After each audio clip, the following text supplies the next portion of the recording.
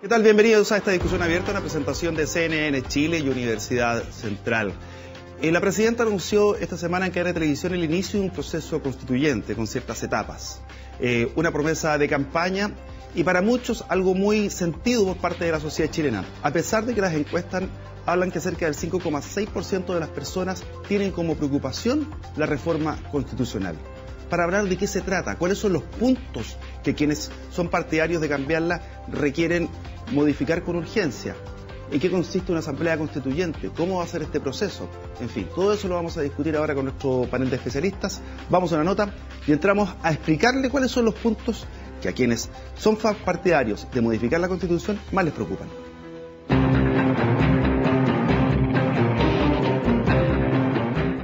La presidenta Bachelet, en cadena voluntaria de televisión, señaló que Chile necesita una nueva y mejor constitución, nacida en democracia y que exprese la voluntad popular, y agregó que este es y ha sido una demanda profunda y consistente de la ciudadanía. Lo cierto es que cambiar la Constitución nunca ha superado el 5,6% como prioridad de los chilenos y, por otro lado, más que un anuncio que ponga el acento en lo que se debe reformar de la actual Constitución, la mandataria se centró en el cronograma que impulsará un proceso que debe concluir en una nueva Carta Fundamental. Al no señalar nada sobre el contenido, no sabemos si el gobierno quiere una Constitución con más derechos, más deberes, más libertades o más Estado. La necesidad del cambio se reduce al hecho de que la actual Constitución se creó en dictadura y no en el resultado de su funcionamiento. El proceso constituyente será largo y se iniciará con un proceso de diálogos ciudadanos que será guiado por observadores que ella misma nombrará. Los resultados de estos diálogos se entregarán en octubre del 2016 y en el segundo semestre de 2017 se presentará ante el Congreso un proyecto de nueva Constitución que confluirá con un proyecto de reforma. El Congreso deberá establecer por 2/3 de sus miembros el procedimiento para dictar una nueva Carta Fundamental, entre 4 alternativas: Comisión Bicameral de Senadores y Diputados, Convención Constituyente Mixta de Parlamentarios y Ciudadanos, Asamblea Constituyente o plebiscito, para que la ciudadanía resuelva entre las 3 alternativas.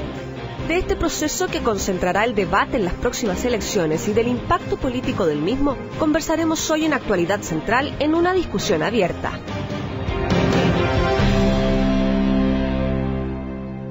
Discusión abierta que ya comienza y saludamos a Nicolás Freire, quien es académico de la Facultad de Ciencias Políticas de la Universidad Central. ¿Cómo estás, Nicolás? Buenos días, Pablo. De partida de la encuesta, solamente el 5,6% de la gente en promedio tiene como preocupación la reforma constitucional, y en parte porque no se entiende qué es lo que se quiere cambiar. Entonces la pregunta es súper sencilla: ¿cuáles serán los 4 o 5 puntos que quienes son partidarios de cambiarla les preocupa más?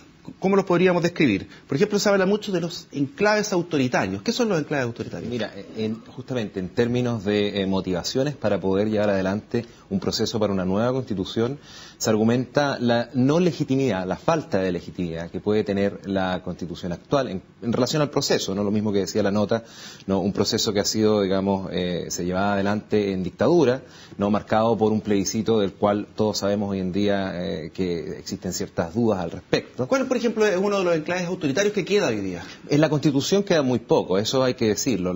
Salió el COSENA, eso ya quedó fuera. Sí, sustancialmente, mira, hay que distinguir entre lo que es la Constitución formal y la Constitución material. Ya. Formalmente queda el Tribunal Constitucional, pero también hay que decirlo que el Tribunal Constitucional hacía parte de la historia de la cultura político-institucional chilena incluso antes, ¿no?, de la época de la dictadura. Por lo demás, hay países como en Francia, en Italia, donde existe un Tribunal Constitucional y hace parte de las lógicas democráticas, ¿no? Eso sustancialmente.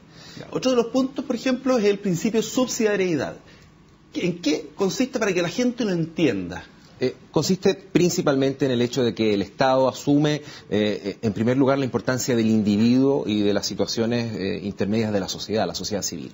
Y se pone como última alternativa. Solo cuando falla el individuo es cuando el Estado debe intervenir, ¿no?, desde un punto de vista subsidiario. Se contrapone al principio de solidaridad. ¿Y el subsidiario, por ejemplo, en qué se evidencia? Un ejemplo sencillo. Bueno, sustancialmente lo que vendría siendo, por ejemplo, la empresa privada. El Estado no tiene la posibilidad de actuar, sino a través de permisos que se soliciten de manera institucional con supramayorías, en una manera activa, de una manera activa en ámbito económico. O sea, por ejemplo, podemos decir que donde no esté el privado puede estar el Estado. O donde falle el privado es donde el Estado debe cumplir. Como por ejemplo cuando dicen, ¿por qué no existen las farmacias estatales? Sustancialmente.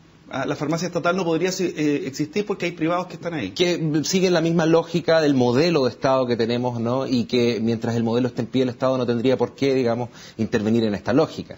Más y mejor participación ciudadana, mecanismos de democracia directa. ¿Qué es lo que falta ahí? Sustancialmente falta no solo implementar mayores instancias de participación, de mecanismos de participación directa, como lo es el plebiscito. El hecho de que esta reforma constitucional de la actual, que permita un nuevo proceso y que incorpore un plebiscito, es una evidencia del hecho de que mecanismos de democracia directa son necesarios. Pero no es el único, ¿eh? Hay otros que yo creo que también se van a discutir y pueden ser objeto del contenido. ¿Cómo cuáles, por ejemplo? Por ejemplo, ¿elección de intendente?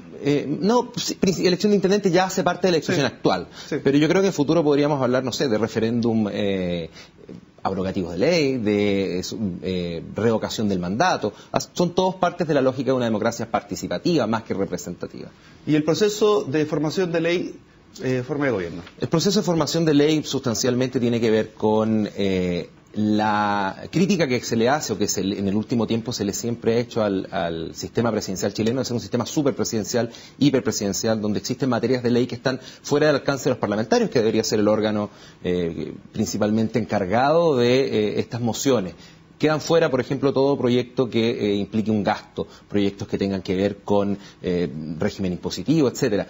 Eso lleva directamente a cuáles son las relaciones entre ejecutivo y legislativo. O sea, ¿no? Los parlamentarios no pueden generar ninguna ley que signifique plata. Exacto, es correcto. Y eso está en la lógica de las relaciones entre ejecutivo y legislativo, lo que finalmente se traduce en discutir sobre la forma de gobierno. ¿Queremos seguir con un presidencialismo? ¿Queremos matizarlo o queremos otro sistema distinto? Hay otro sistema y se ha dado en la discusión pública que distintos sectores políticos han ya hecho ver, digamos, su eventual preferencia, por ejemplo, con un sistema semipresidencial. Proceso constituyente, lo vamos a describir muy rápidamente, qué va a consistir este proceso en forma súper didáctica, y después para preguntarte ahí cuáles van a ser los beneficios o los perjuicios que podría tener este mismo proceso.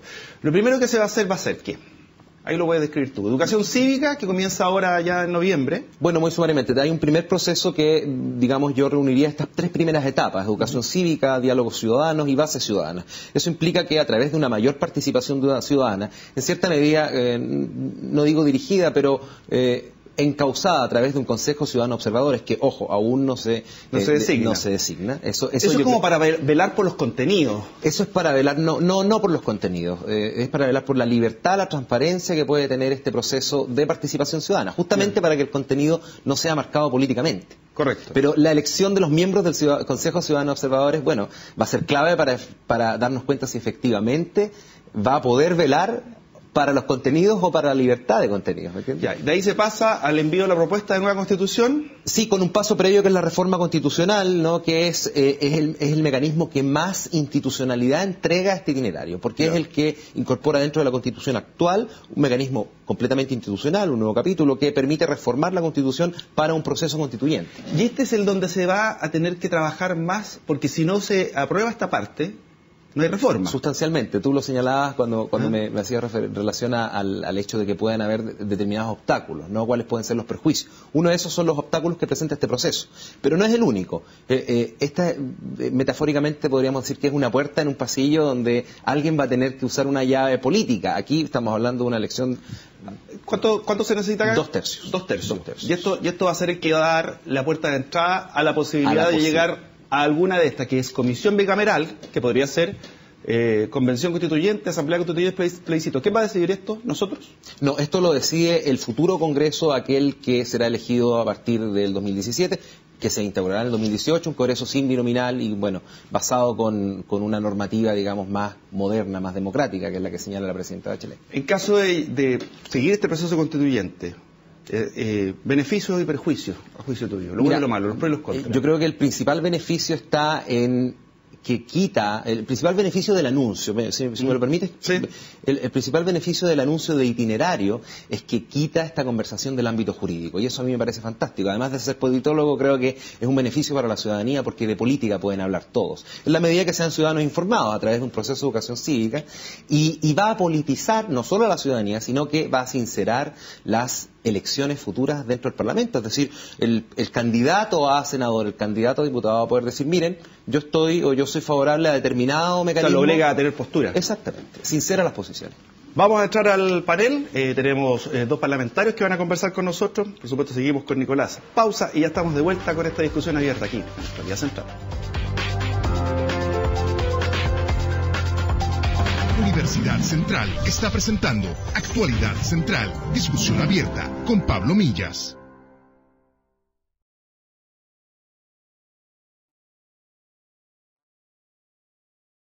Universidad Central está presentando Actualidad Central, discusión abierta con Pablo Millas.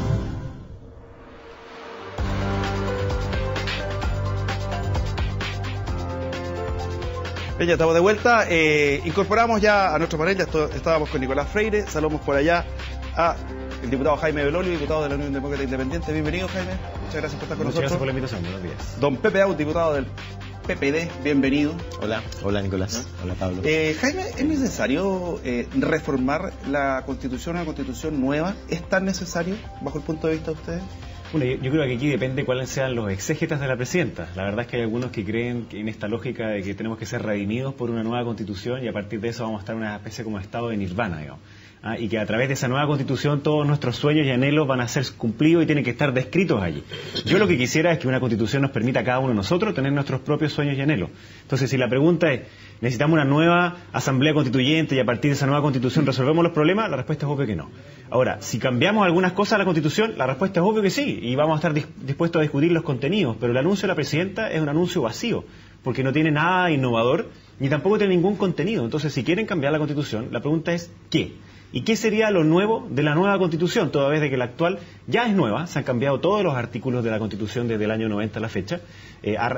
Por lo menos han habido 3 paquetes importantes de reformas constitucionales y la actual Constitución tiene la firma de Ricardo Lagos. ¿Debió haber tenido a lo mejor más contenido este anuncio? O sea, la primera parte del anuncio de la presidenta es decir, yo voy a hacer estos diálogos y este proceso como de educación, que yo espero que sea realmente un proceso de educación y no de instrumentalización, digamos, y no de campaña del propio gobierno. Pero de ahí en adelante dice, voy a hacer una propuesta que tiene que ser aprobada por 2/3. Bueno, eso es lo que dice la Constitución.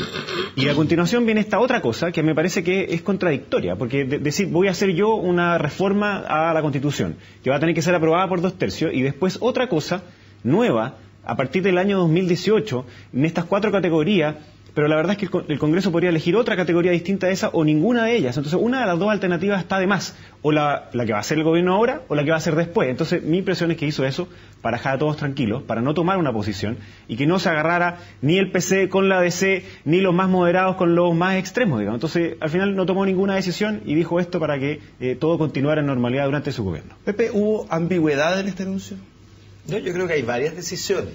¿Ya? Y es bien paradojal, porque decisiones por las que pujábamos muchos, te incluyo, se tomaron en una buena dirección. Primero, el cambio es institucional o no es.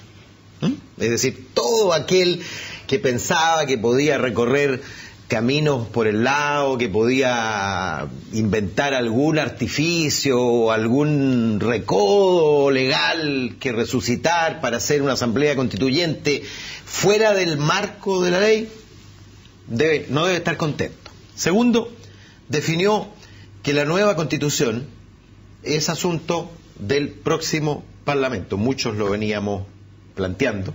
¿Por qué?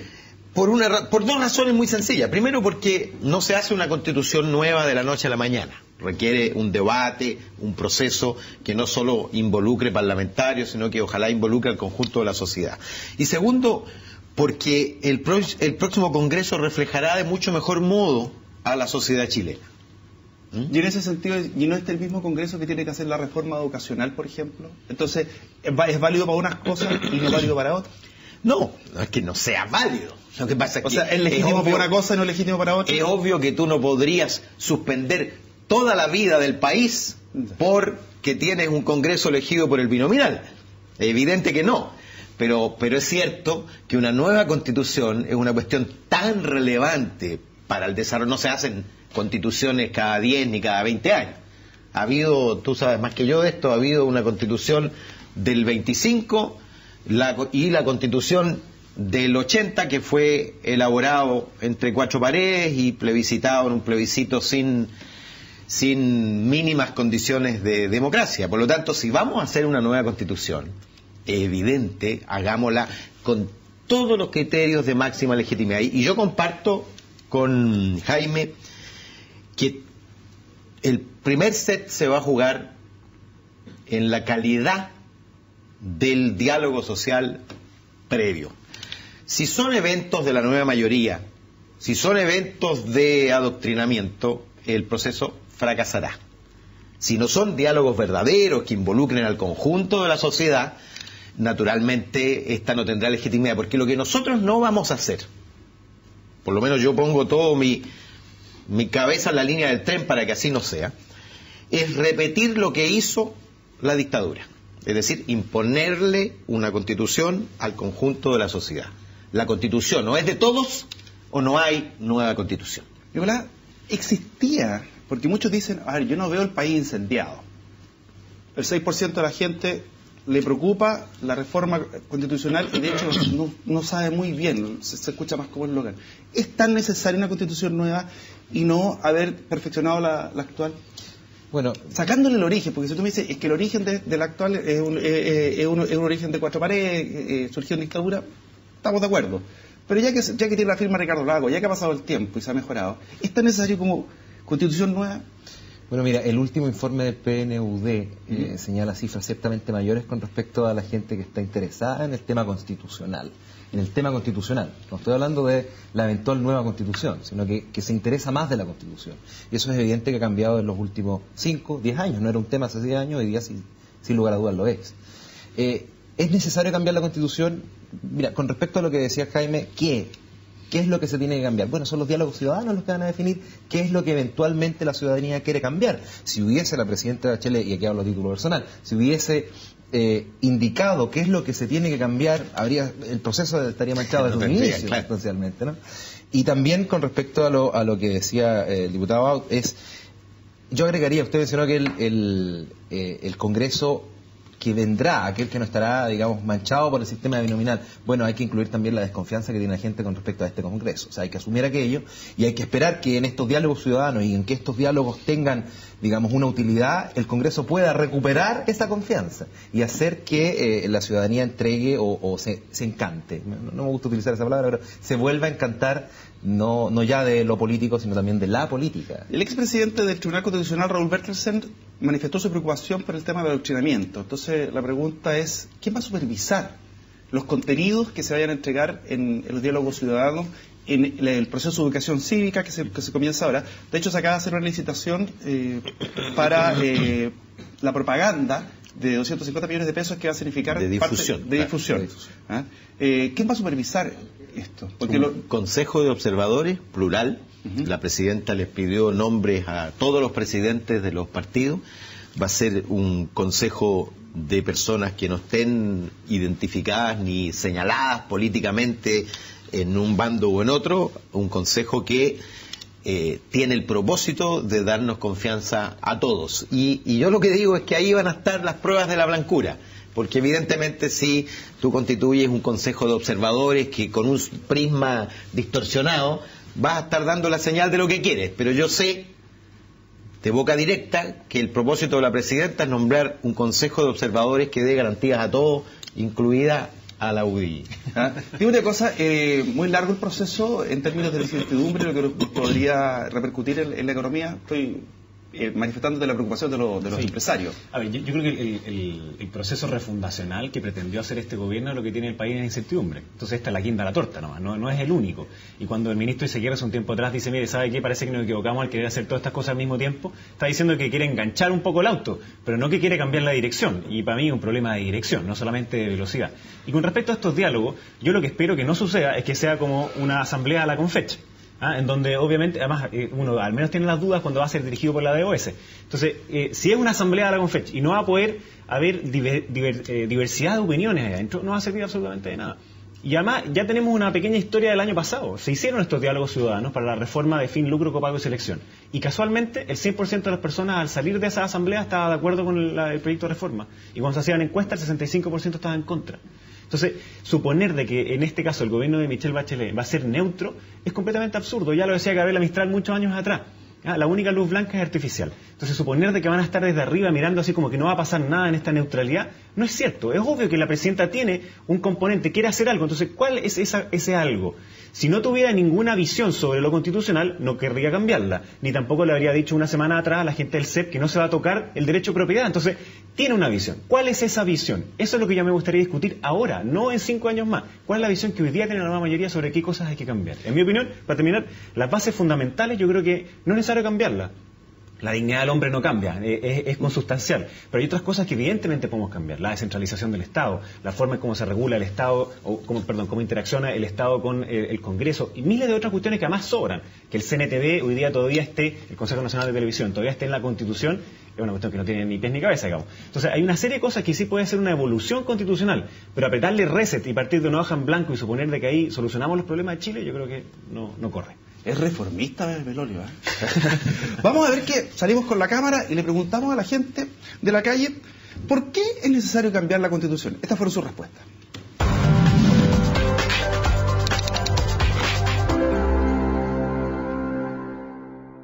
Es necesaria porque se necesitan cambios. Ya es demasiada la sinvergüenzura en este país. Y lo digo abiertamente, cualquier persona que quiera, es demasiada la sinvergüenzura que está ocurriendo. Porque necesitamos tener la confianza para poder construir un país mejor. Debido a los casos de corrupción que han habido hoy en día en nuestro país, la gente ya no cree.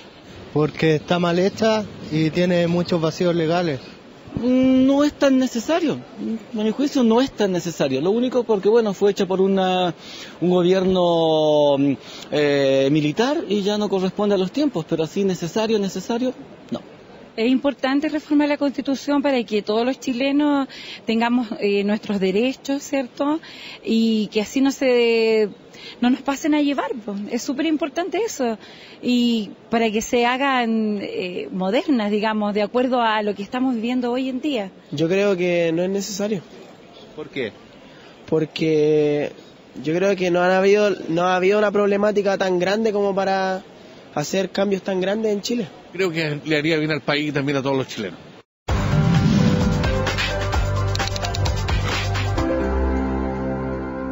Nicolás, ¿la gente sabe y entiende de lo que estamos hablando?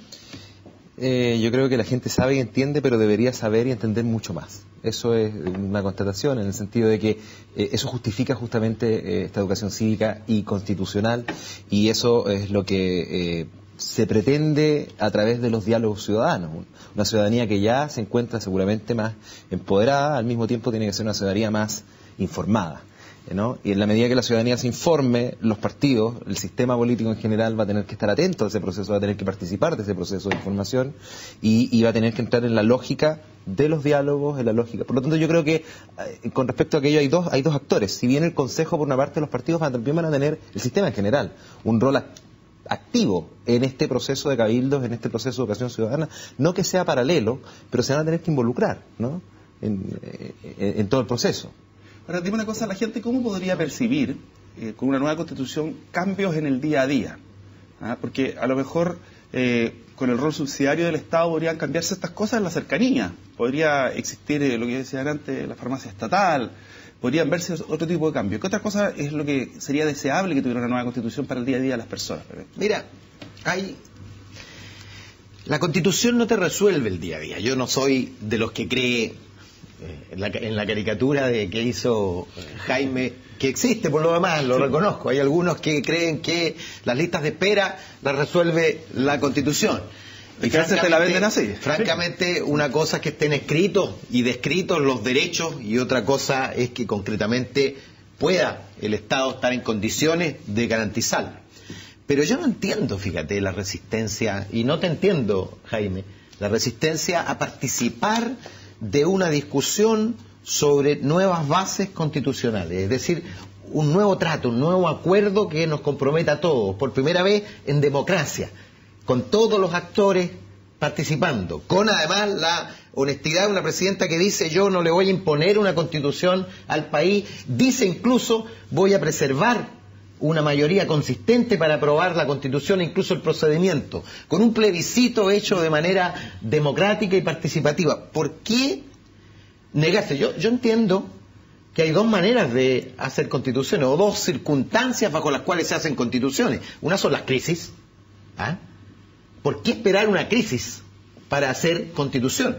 Para hacer una nueva constitución. Yo decía, ¿por qué esperar una crisis a cambiar el sistema electoral? Entonces, respondiendo a tu pregunta, pero quiero interpelar a Jaime.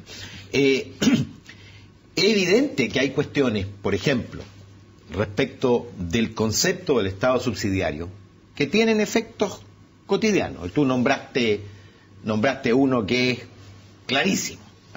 Puede ser puesto en cuestión desde el punto de vista constitucional. Claro. La decisión que tomó el alcalde de Recoleta, que es una decisión de sentido común, la gente lo entenderá en su casa.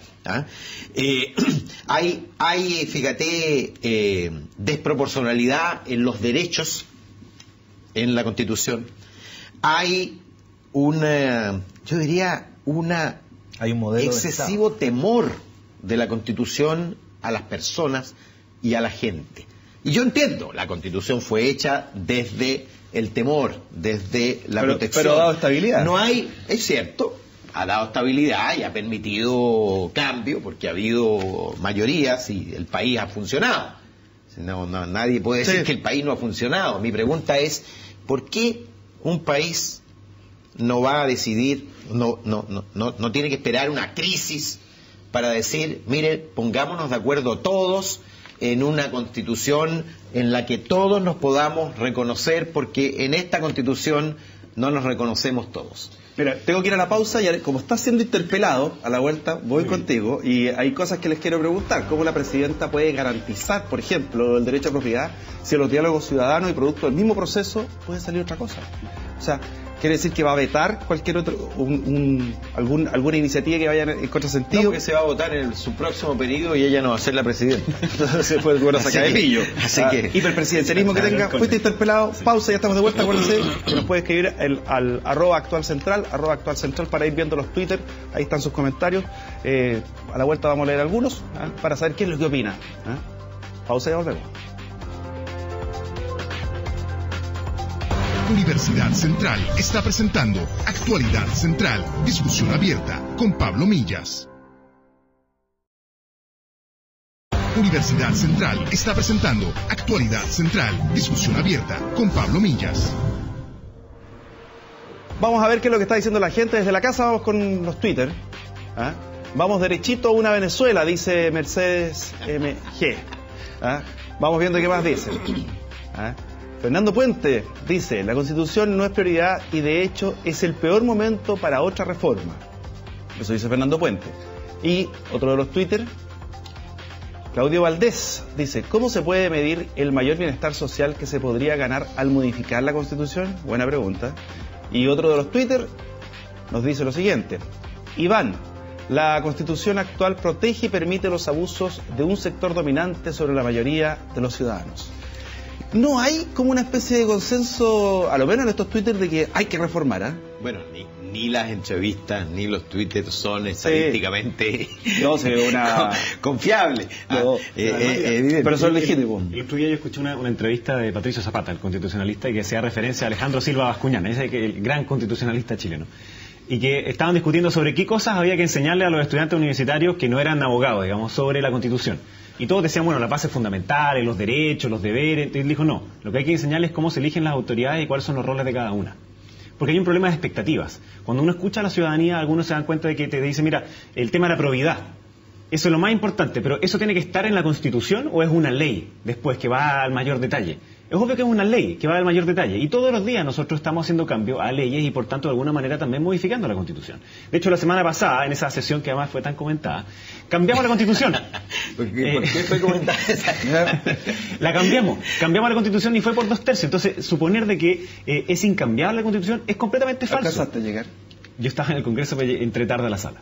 Ya, pero estaba en el Congreso. Estaba en el Congreso, pero llegué tarde a la sala. Forcejeó con los guardias, lo vi forcejeando con los guardias. No me dejaron entrar, sí. Pero bueno, no hay excusa. Así que pero ahí estaba dentro, a menos dentro del Congreso. Entonces, lo que dice Pepe de esta Constitución que nos junte a todos y que seamos capaces de discutirla, lo hicimos en el 2005. Las palabras de Ricardo Lagos cuando firma la nueva Constitución son una poesía. Entonces la pregunta es, ¿qué pasó entre el 2005 y el 2015 que cambió tanto?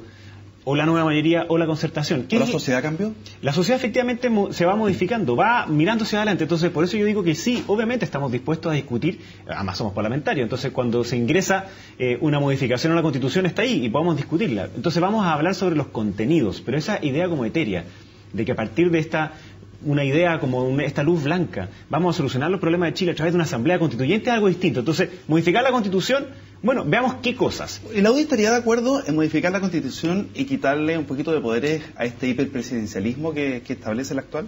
Bueno, ahí déjame hablar por mí nomás. Yo creo que en ese sentido la respuesta es sí, yo de todas maneras. Yo creo que hay que cambiar algunas cosas de cómo se relaciona el legislativo con el ejecutivo y también el mismo poder judicial. A mí me gustaría además un país mucho más descentralizado que como es hoy. No solamente desconcentrado, sino que descentralizado, porque además somos un país muy diverso. Y eso son cosas que obviamente se pueden discutir a través de una constitución.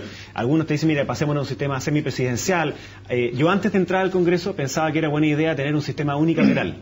Ahora que estoy en el Congreso después de un año y medio, por ningún motivo hay que ser unicameral. La irresponsabilidad que ocurra dentro del Congreso es suma. Entonces, yo creo que al menos tienen que haber estas dos etapas en las cuales se pueda equilibrar. Entonces, algunos me dicen, no, pero es que si fuéramos una sola Cámara seríamos más responsables. Bueno, demostremos primero que seamos más responsables. Y otros te dicen, mire, el Tribunal Constitucional. Bueno, si adentro del Congreso, de la Cámara o el Senado, no se violara la Constitución, no sería necesario el trabajo del Tribunal Constitucional. Entonces, ¿se puede modificar alguna de las cosas que hace hoy día el tribunal? Sí, porque de hecho tiene como algunas labores que son permanentes y a mí me gustaría que nosotros tuviéramos que recurrir a él cuando haya diferendos, pero no un examen ex ante, digamos, que efectivamente se hace en algunos casos de la ley. Hay cierto consenso con respecto a la eventual modificación de la forma de gobierno. Te cuento, en la Universidad Central hemos estado organizando un ciclo de seminarios sobre la eventualidad de reformar el sistema. Y muchos partidos han coincidido, de los que han sido invitados, no ha ido el PP, vamos a dejar invitados. La UDI. No, la UDI tampoco nos gusta, pero el RN como lo hizo favorable. Aprovecha invitar al tiro. Están los dos cordialmente invitados, pero todos han manifestado su intención o su preferencia por un sistema semipresidencial.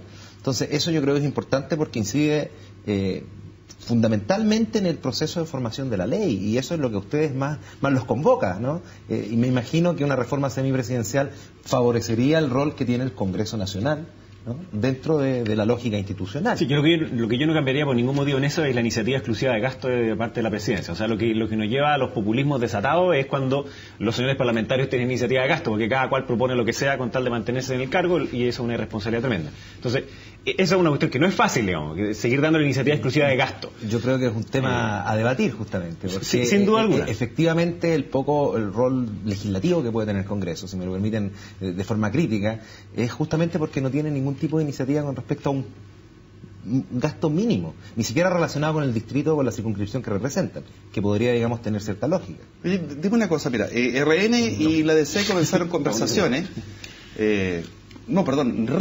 recomenzaron sus conversaciones que ya habían. Sí, porque hay un documento, un compromiso, donde hay un acuerdo que lo había firmado Carlos Larraín. Régimen semipresidencial. Para ir hacia un régimen semipresidencial, ¿estaría el PPD también y la UDI más o menos de acuerdo en esto? ¿Cómo Entiendo que la UDI no es la única que ha expresado su contrariedad a esa idea, pero una cosa es expresar el titular y otra cosa es concretarlo, es decir, cuáles son las atribuciones del Congreso. Hay una, por ejemplo, que debería ser transferida, y yo no esperaría a una nueva constitución para hacerlo, que es el manejo de las urgencias.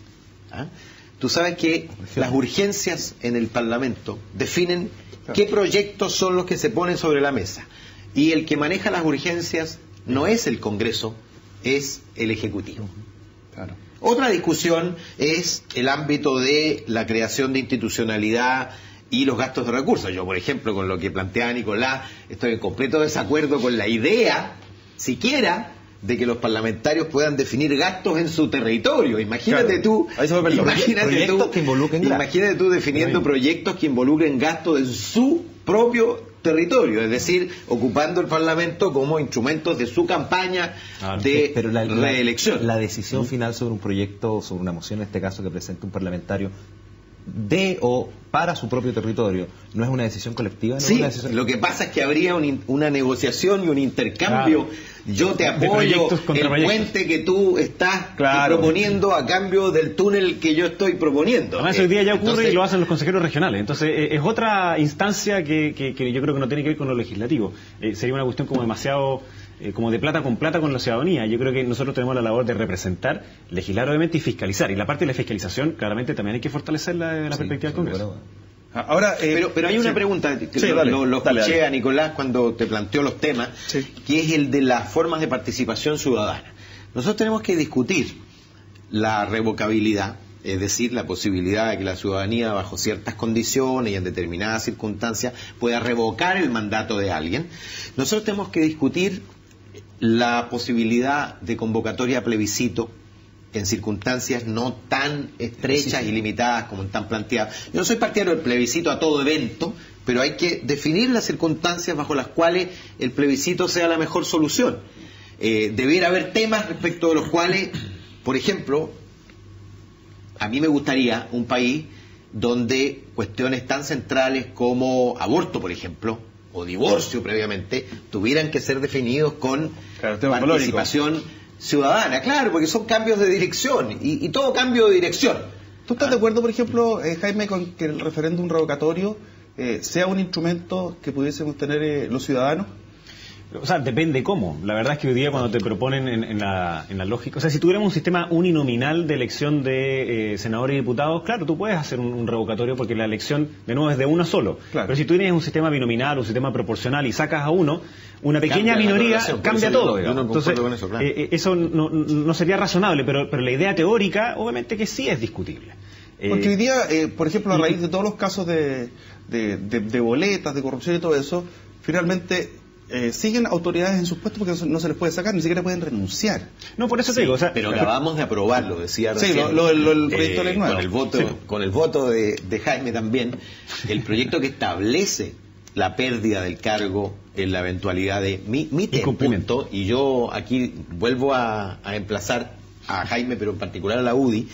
Yo dije, cuando aprobé eso, dije, las leyes que estamos aprobando no son retroactivas y por lo tanto no se van a aplicar a los que hoy día violaron gravemente la ley. Y por lo tanto, pero los principios sí son retroactivos y los partidos estamos en condiciones de aplicar retroactivamente nuestros principios. El principio por el cual estamos concurriendo a aprobar esa ley, apliquémoselo. Y digámosle hoy día al país, no vamos a llevar a la elección a nadie que haya violado de manera grave las normas de probidad y las leyes de financiamiento electoral.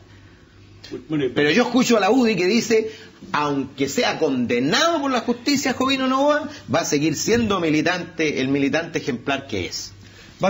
Dale. Dos cosas. Primero el principio de inocencia, digamos. Pero hay una cosa que dice Pepe que yo estoy completamente de acuerdo, que tiene que ver con el estándar que hoy día nos exige la ciudadanía, y un estándar ético que obviamente es mucho más alto, de mayor transparencia.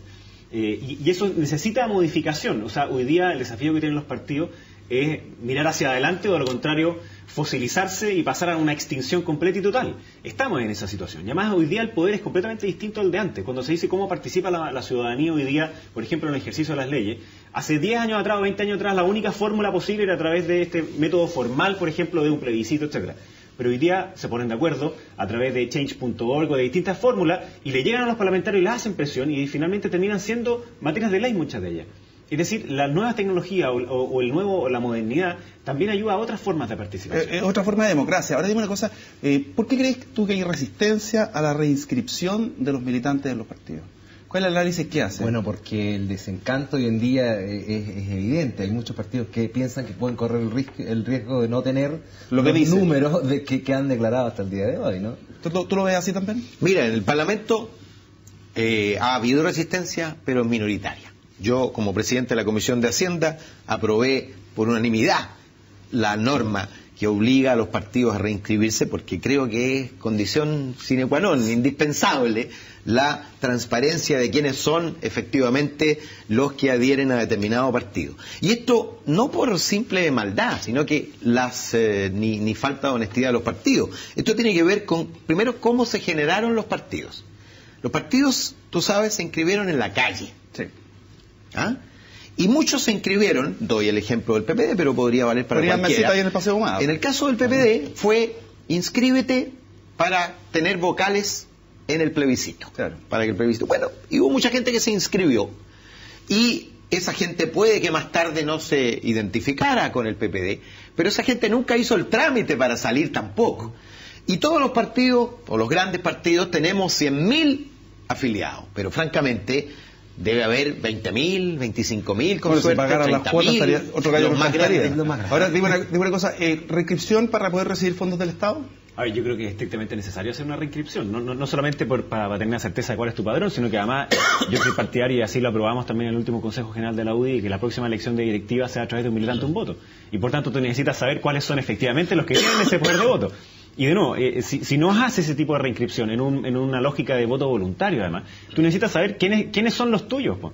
Con quiénes vas a estar tocando las puertas, con quiénes vas a estar llevando tus ideas en la junta de vecinos, en los clubes de adulto mayor, y para eso los militantes son obviamente la esencia de un partido. Entonces, no es solamente la ley que lo haga.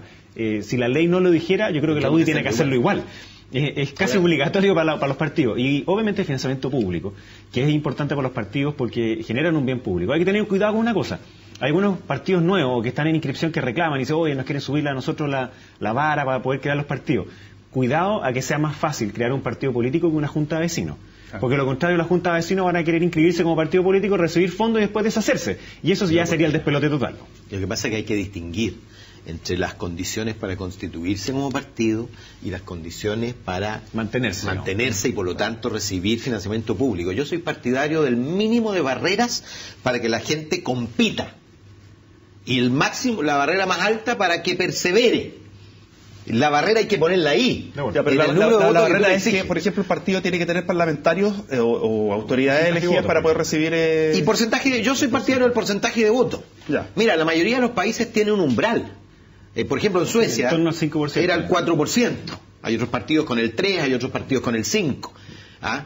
Para no promover la multiplicación hasta el infinito. Claro. Pero lo importante es que no haya barreras para constituirse los partidos y competir con los actuales. Por eso yo no soy partidario de lo que están haciendo algunos diputados, es de retrotraer la norma que por lo demás permitió derrotar y derogar el binominal, y ahora quieren volver atrás para ponerle dificultades a la gente que está hoy día constituyendo partidos. Yo no soy partidario de plantearle ninguna dificultad para constituirse, pero luego la mínima de adhesión popular es mucho más importante.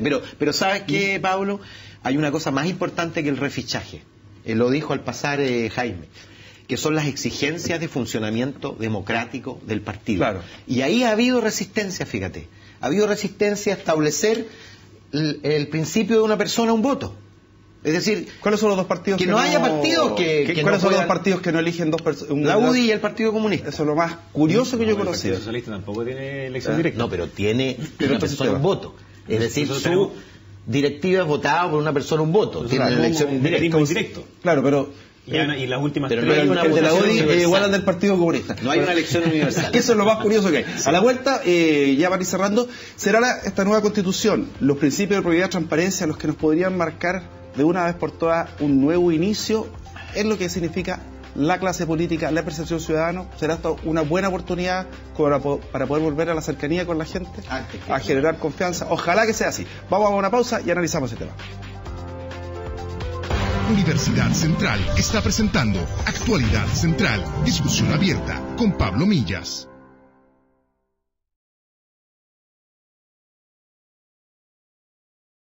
Universidad Central está presentando Actualidad Central, discusión abierta con Pablo Millas. Ya estamos de vuelta y vamos a ver qué es lo que nos va diciendo la gente a través de los tweets, las redes sociales. ¿Por qué se cambió en 1980 representando a pocos y hoy en democracia no? Tenemos derecho a una nueva constitución. Eso es lo que nos dice Ivonet. Estoy quedando pito y ya me cuesta más leer. Carol nos dice, hagan una consulta pública para saber cuánta gente quiere hacer nueva constitución y salgan de las dudas. Buena pregunta. Araya77 dice, no entender los beneficios de cambiar la constitución es un reflejo de la pega que hizo la dictadura. Y otro Twitter, sí. Julio Correa, es la oportunidad de regalar el funcionamiento... Reglar. Pues es la oportunidad de arreglar el funcionamiento de los políticos, no incluir en la educación... De incluir. Me voy a tener que acercar el monitor, la ética y la educación. Y dice... Un proceso constituyente, ojalá sea un proceso... No sea. Chuta, que estoy mal. Bueno, de nuevo. Ya, un proceso constituyente ojalá no sea un proceso ideológico, ni tampoco se defienda el antiguo por lo mismo. Agrándenme el Twitter, por favor. Y este es el último. ¿Los panelistas apoyarían un eslogan, no voten cuestionado? ¿Apoyarían un eslogan así para la próxima elección? Bueno, yo lo he hecho mío, ese eslogan, lo he planteado en toda la forma... He instado a los partidos a que ese eslogan no tenga sentido, porque los partidos tomen la decisión de no llevar. Para mí es la prueba de la blancura. Es difícil iniciar la retoma de la confianza ciudadana sin partir por la sanción. Además, de repente es medio absurdo. ¿Para qué complicarse la vida? Y el sentido común te dice, lleva a alguien que no te provoca problemas. Me estoy yendo ahora incluso al Contralor a Rajevich. ¿Para qué era tanta la obsesión si tenía problemas? Preguntaba recién, ¿será una oportunidad de una especie de borrón y cuenta nueva para la clase política? A ver, yo espero que no, porque esto es como mi abuelita me decía, mira, si la confianza es como un plato, si tú se la rompes, la vuelves a pegar, pero todavía quedan esas cicatrices. Aquí pasa exactamente lo mismo. Para volver a ganar la confianza de la ciudadanía, uno tiene que ser humilde, tiene que volver a escuchar, tiene que las urgencias de las personas ponerlo como urgencias de la política. No solamente nos ven lejos porque estamos en Valparaíso, sino que además nos ven lejos porque a veces conversamos temas que no son de las urgencias de las personas. Entonces, priorizar los temas de la ciudadanía es un tema súper importante, es volver a escuchar. La UDI hizo eso en sus inicios, ya me encantaría que lo volviéramos a retomar. Cuando la política se centra en sí mismo y se mira al ombligo, termina siendo una cuestión puramente teórica. Cuando obviamente las ideas son muy importantes, pero eso no significa que tenga que ser como una cuestión completamente alejada de la ciudadanía o de la realidad. Entonces, ahí sí hay una urgencia. Aquí cuando se decía, mira, que ojalá la Constitución regle la ética y la moral. No, pues la ética y la moral no se arregla por la Constitución. O sea, no porque pongamos ahí, mire, ¿sabe qué? Vamos a tener ahora educación inclusiva y de calidad. Entonces ahí se soluciona el problema. La respuesta es no. Necesitamos muchas más cosas. Pero sí hay un consenso normativo que en política hoy día está puesto en discusión y que es muy importante hacia adelante. Es decir, reglas mucho más estrictas en materia de transparencia, de probidad y obviamente de comportamiento ético. Yo no esperaría la nueva Constitución para recuperar la confianza. Yo lo que haría primero es que los partidos sancionen antes que la justicia o junto con la justicia, pero el problema es que la justicia va a sancionar con leyes antiguas que no van a tener la sanción de inhabilitar a las personas para ser candidatos. Que los partidos digan, sancionado por la justicia no va a ir a la reelección aun cuando la justicia no lo inhabilite. Ninguno va a ir a la reelección, primera cosa. Segundo, aprobar todas las leyes de probidad que están avanzando. Yo entiendo a Eduardo Engel y ese es su rol, pero están avanzando y que pierda el cargo el que viole las normas de probidad, que haya obligaciones de transparencia determinadas, que ajustemos las normas del Congreso para, yo diría, terminar con privilegios que son algunos de ellos irritantes. El Congreso tiene que parecerse cada vez más a la sociedad y yo tengo mucha expectativa de que eso ocurra en la próxima elección, tanto por parte de la ciudadanía, que está llamada a seleccionar, porque finalmente la ciudadanía puede decir, este gallo es un ladrón, pero seguir votando por él. Y yo creo que lo que tiene que hacer la ciudadanía es seleccionar a las personas que y la clase política también, a quienes se opone. Y, por supuesto, primero nosotros, luego la ciudadanía y normas estrictas. Y claro, una nueva constitución ayudará. Nicolás, ¿está en condiciones, y desde la politología, la presidenta Bachelet de encabezar este proceso en lo que le queda de mandato? Te lo digo ¿por qué? Por justamente lo que reflejan las encuestas, que es la aprobación. No, a mi juicio, no, más que estar en condiciones o no, que personalmente creo dependa de los tiempos. Es decir, ella ya toma nota de que no es esta administración, no es este Congreso el que va a guiar este proceso. Y por eso se determina también un itinerario bastante largo, en el sentido de que será el Congreso con una base distinta, una base electoral distinta, quien será el encargado de poder, digamos, manejar el proceso. Ahora, si me permite, con respecto a si la clase política puede beneficiarse o no del proceso y de los tiempos, que yo no los critico, yo creo que son fantásticos, yo creo que sí, porque tienen la oportunidad, y lo conversábamos al inicio, de sincerar posiciones. Es decir, en la campaña parlamentaria para la conformación del próximo Congreso Nacional, bueno, la gente podrá saber tal parlamentario es partidario de una nueva constitución o no, es partidario, en el caso de pensar en una nueva constitución, de un determinado mecanismo, y eso va a politizar a las personas, va a politizar, valga la redundancia, una elección política, pero no ya sobre temas constitucionales desde el punto de vista jurídico, sino que desde el punto de vista político. Ahí vamos a saber, vamos a tener la respuesta a mucho de lo que preguntaban por el Twitter. ¿Quiere o no quiere una nueva constitución la gente? Diputado Belolio, la Cámara 3, toda suya, 30 segundos para decir lo que quiera. Aquí hay libertad de expresión. Sí, muy breve, mire, quiero leer esto. Chile cuenta desde ya con una constitución que ya no nos divide, sino que es un piso institucional compartido desde el cual podemos continuar avanzando por el camino del perfeccionamiento de nuestra democracia. Nuestra constitución no es más un dique en la vida nacional, la vida nacional puede fluir ahora como un río por este cauce institucional. Ricardo Lagos al firmar la actual constitución en el año 2005. Entonces, es obvio que la presidenta Bachelet lo que quiere hacer es que la próxima elección sea sobre nueva constitución o no. Yo lo que quiero es que la próxima elección sea cómo ponemos a Chile de vuelta al camino del progreso y la justicia, y no a través de una asamblea constituyente que nos lleva al camino, lamentablemente, que algunos quisieran, de Ecuador o de Venezuela. Yo lo que quiero es que volvamos a lo justo, que volvamos a priorizar lo que las personas necesitan, y eso no es a través necesariamente de una nueva constitución. Eso es más bien nosotros poniendo nuestras prioridades en aquello que es más justo y que vuelva al país a su carril de progreso. Pepe Auta, ahí está la Cámara 2, toda suya, aquí hay libertad de expresión. Yo primero jamás imaginé que mi amigo Belolio iba a cerrar su intervención citando a Ricardo Lagos Escobar. Pero me decepciona, es un diputado que yo valoro y respeto, es uno de los grandes aportes desde la Alianza en este Parlamento, que se sume a esta caricatura. Es decir, Chile tiene su camino y tiene que definirlo. Nosotros no vamos a recorrer caminos ni de Ecuador, ni de Venezuela, ni de Argentina, ni de Cuba, ni de ninguno. Mira, esos son fantasmas que hay que despejar para entrar en un diálogo de la creación de normas y reglas del juego que nos identifiquen a todos. Nosotros no vamos a hacer una constitución como lo hizo Pinochet para ponerle la bota encima a la minoría. Vamos a hacer la constitución, la nueva constitución de todos. Nicolás, Cámara 4, toda tuya, 30 segundos. Gracias. Mira, yo creo que es un momento importante, no solo para la política institucional del país, sino que también para la ciudadanía. Por lo tanto, desde la academia vamos a seguir analizando y evaluando estos fenómenos, pero también se invita a la gente a participar, a politizarse más y a aprovechar esta instancia que se está dando, en el sentido de que el país sí, es cierto, ha funcionado en términos de los temas que estaban puestos sobre la mesa, libertad, igualdad, pero ahora estamos discutiendo sobre equidad, no estamos discutiendo sobre cuestiones que derivan del principio de solidaridad, y eso va a ser un buen debate que se va a dar a partir del día de hoy, sustancialmente. Señores, muchas gracias por habernos acompañado, ustedes también, a través de su participación en redes sociales, por su sintonía, muchas gracias. Quisimos traer un tema país, así que aquí estuvimos hablando de este proceso constituyente que ya se inicia.